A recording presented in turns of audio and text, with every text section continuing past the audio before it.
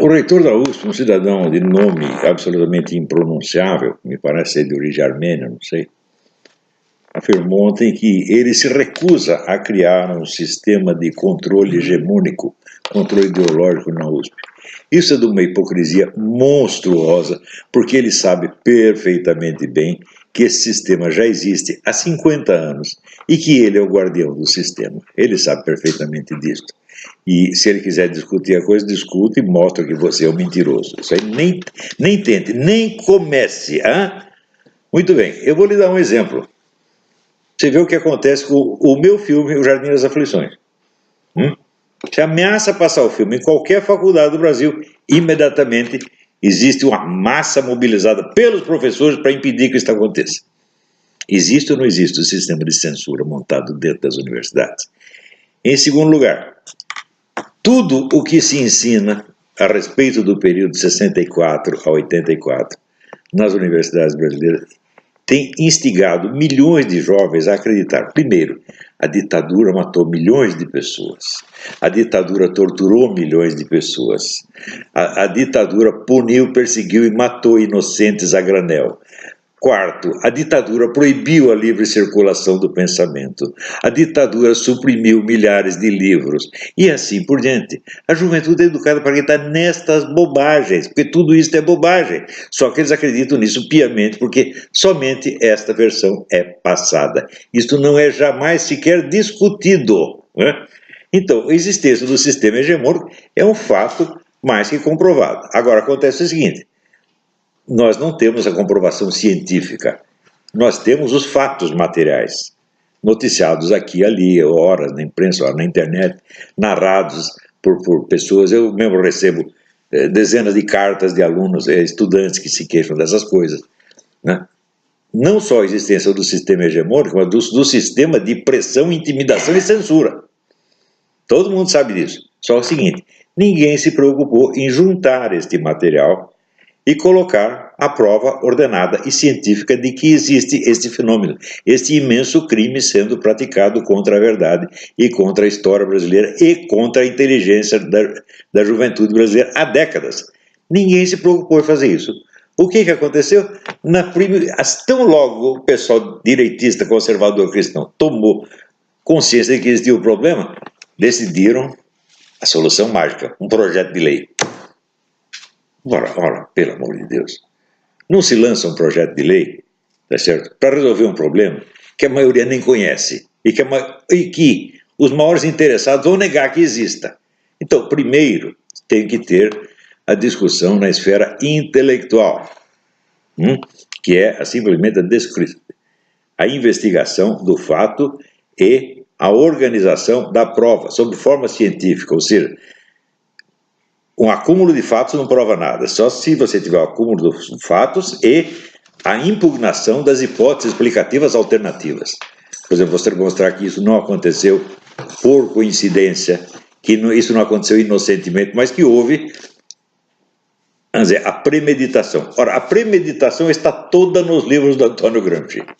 O que está sendo aplicado é exatamente o que o Antônio Gramsci disse para fazer.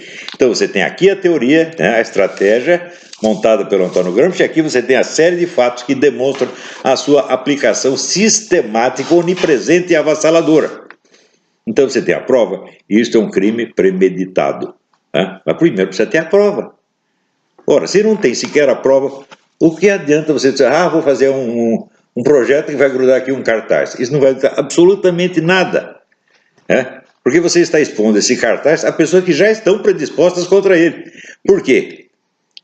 Se você, durante 50 anos, você ouve essa história de que a ditadura matou milhões de pessoas, a ditadura era nazista, a ditadura perseguiu inocentes, a ditadura proibiu a livre discussão do pensamento, e o pessoal acredita nisso, então é evidente, qualquer sinal que você levante contra isso já é interpretado como um retorno da ditadura, e você cria uma situação de pânico. E então, aqueles mesmos que são os culpados da situação opressiva criada nas universidades, eles passam a posar de vítimas de uma perseguição. Quem foi que os ajudou a fazer isso? Foi você, turminha da escola sem partido. Vocês não entendem coisa nenhuma de combate cultural.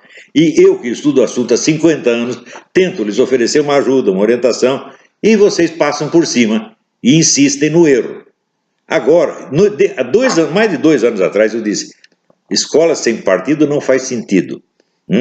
Em primeiro lugar, você exigir que um professor, toda vez que ele expõe a opinião dele, ele expor com igual preferência à opinião contrária, isso é exigir um absurdo. Se vocês querem saber, a turma comunista quis implantar isso aqui nos Estados Unidos no rádio.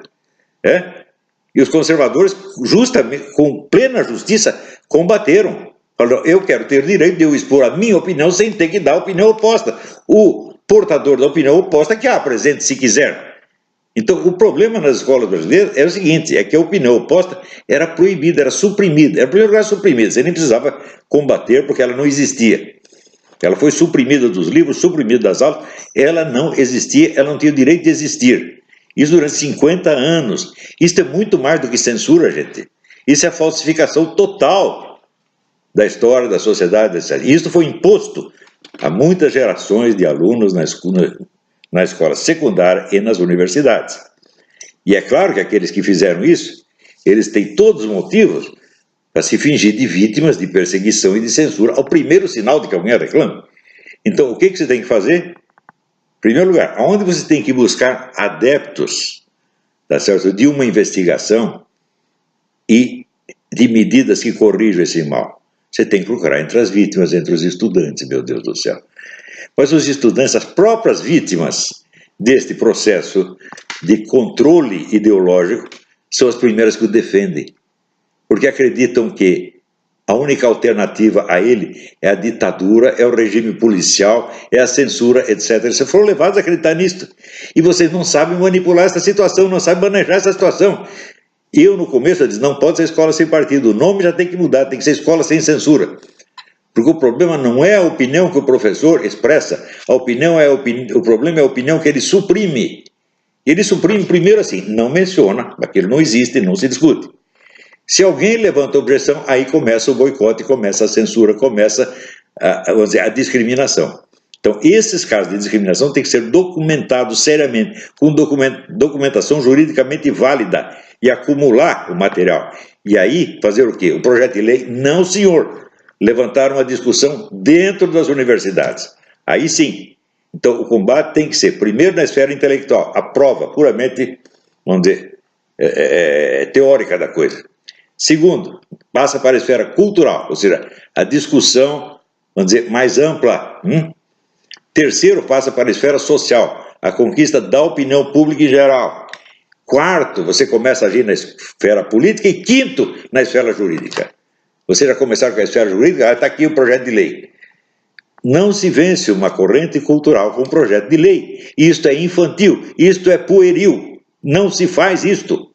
E se vocês conseguirem impor esse projeto de lei, vocês vão provocar uma justa revolta que já estão provocando. Pessoas que são conservadoras, liberais, etc., estão contra, porque outro dia mesmo estava o Carlos Andreas dizendo, agora querem instituir o regime da deduduragem. Porque estão instigando os alunos. Note bem, uma coisa é o sujeito se queixar de que foi objeto de discriminação, foi vítima de discriminação. Outra coisa é ele denunciar que o professor está fazendo doutrinação. No primeiro caso, ele está defendendo o direito dele. No segundo, ele está sendo dedudu mesmo. E não tem sentido. Doutrinação não é crime. Primeiro, em segundo lugar, a própria palavra doutrinação é um absurdo. Porque, veja, qual é o conceito de política que nós vamos usar? É o conceito da pequena burguesia inculta, burra, que acredita que política é um negócio que tem relação só com os partidos e eleições.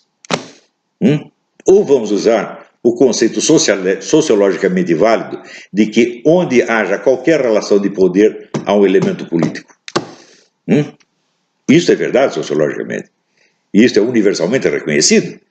Eu sugiro que as pessoas leiam o livro do sociólogo Wright Mills, dos anos 60, chamado A Elite do Poder.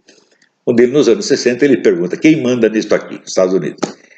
E ele vai pegando toda a estrutura de poder que começa, evidentemente, lá em Washington e vai terminar nos motéis e nas amantes dos políticos, passando pelos clubes, pela vizinhança, pelos jornais, pelo rádio, pela TV, pelo teatro, etc, etc. Então, ele entende o que é o fenômeno do poder e entende que é um fenômeno bem mais complexo do que o formalismo do Tribunal Superior Eleitoral. Agora, a nossa classe média não entende. E o pessoal que está fazendo a escola sem partido é exatamente a mentalidade formalística juridicista de uma classe média inculta. Classe média que não entende, por exemplo, que o fenômeno da moda tem uma dimensão política, que a alimentação tem uma dimensão política, que as drogas têm uma dimensão política, e assim por diante. Então, querem, com o formalismo da lei, vencer uma corrente cultural que já existe há mais de 50 anos. E quando, veja, esse assunto do comunismo cessou de ser estudado até nas academias militares. O governo Sarney suprimiu a disciplina de guerra revolucionária, de maneira que 2 gerações de militares foram educados sem a cultura específica para lidar com este problema. Todo mundo esqueceu isso aí. Eu não esqueci, eu continuei estudando durante 50 anos. E daí venho eu e dou conselho para essa juventude que está bem intencionada, querendo acabar com o problema. Mas eles acham que sabem, eles são orgulhosinhos. O que aconteceu? Agora o pessoal do PT lançou a campanha Escola Sem Censura, que eu sugeri a vocês, seus burros, 2 anos atrás. Então, vocês vão perder? E se vocês ganharem, vocês vão ganhar pela força, sem ter convencido ninguém, e vão criar ódio. Ódio não só a vocês, vão criar ódio, um ódio injusto ao governo Bolsonaro, e um ódio injusto a mim, porque muitos estão fazendo isso usando o meu nome. Então eu estou aqui desautorizando. Ou vocês mudam radicalmente essa estratégia do Escola Sem Partido, ou não contem com o meu apoio. Entenderam bem? Não contem comigo. Eu não só vou ficar contra, mas eu vou denunciar vocês, porque o que vocês estão querendo impor, vocês estão querendo medir o país pela sua incultura política, literária, artística, etc. Vocês não entendem nada de combate cultural porque não tem cultura. Este é o problema. Estão querendo impor a sua mentalidade estreita ao país inteiro. Vocês não têm o meu apoio. Vocês têm o apoio no intuito central e inicial da campanha, que é combater a manipulação de comportamento e o sistema hegemônico instalado nas escolas. Isso eu estou 100% a favor. Mas os meios pelos quais vocês estão fazendo isso, eu não apoio, não aprovo de maneira alguma. Entenderam bem? É isso aí. Tchau, pessoal.